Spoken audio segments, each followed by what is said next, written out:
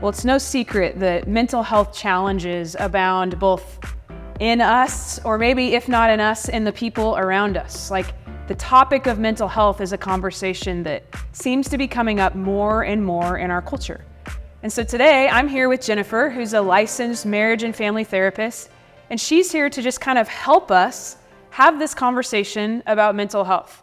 And today we're going to kind of have just maybe a more broad conversation about mental health, because as a mental health professional, I'm sure you hear all sorts of conversations happening kind of in our culture about mental health. And so today I just want to talk through maybe just a few myths about mental health. And so maybe you could just help us into this. What are some things that you hear that you are like, that is just not true, or these are like the most common myths I hear kind of circulating about mental health?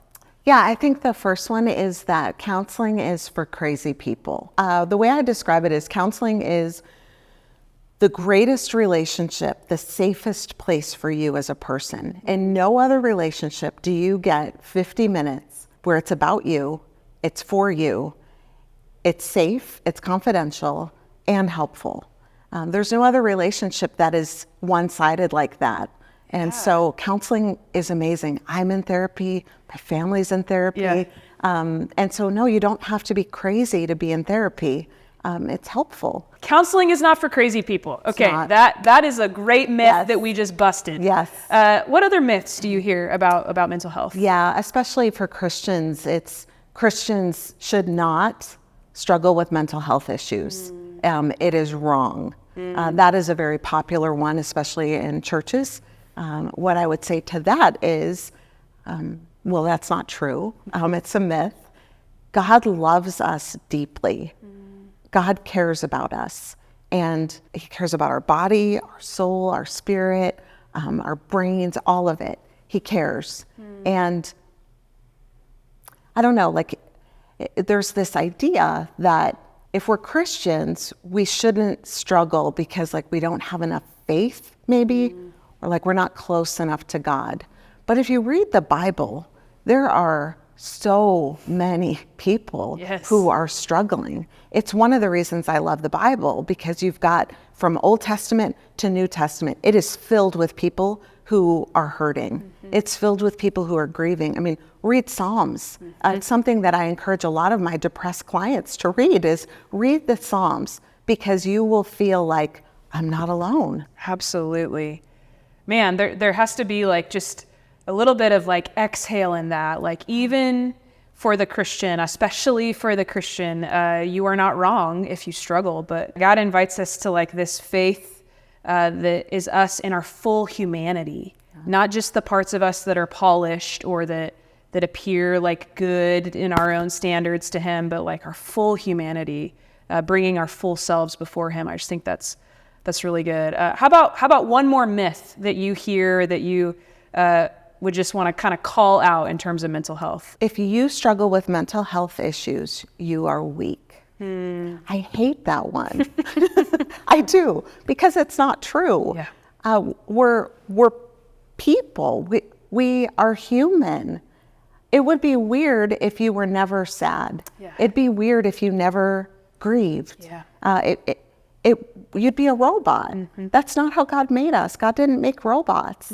We're people, and we have thoughts and feelings and turmoil and anxiety and depression and all of it. You know, we just want to be people who show up really well for the people in our lives who might be struggling with their mental health. And as followers of Jesus, we carry like a different kind of hope, a different kind of purpose with us everywhere we go. And so maybe just help us by inviting us into like, what are a couple of things that any follower of Jesus who's trying to show up in the life of somebody that they love who's struggling with any sort of mental health challenge, like what are a few things that they just absolutely should or should not do? Can you help us with that? For sure. Number one, they should start praying for their friend, their loved one, whoever it is. Prayer is powerful. It changes things.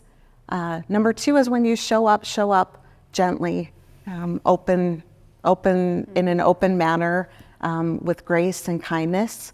You know, as a therapist, even I can't fix anyone. And so a lot of people show up in these relationships and it's like, well, I got to fix her. Something's wrong with her, right? No, we don't fix people. People fix themselves, and God fixes them. And so by partnering with God, asking God to help them, use me, God, help me help them, it's a beautiful thing. Yeah, that's really powerful. Is there anything that you would say like someone should not do when they show up? Like what are one or two things that you would just advise any person, like if you're going to try to show up and be helpful to somebody that's struggling with mental health, don't do these things or don't say these things? So typically in any kind of intervention, that when you think of an addiction intervention, that's not great. That has its place, but not for mental health issues. If someone's depressed, they need love and support. They don't need to be pointed at and sent away. Also, when people say, I know how you're feeling, it turns a lot of people off and they stop listening. So a better thing to say would be, I don't know how you're feeling, but I can see that you're hurting and I'm so sorry. What do you need? How can I help you?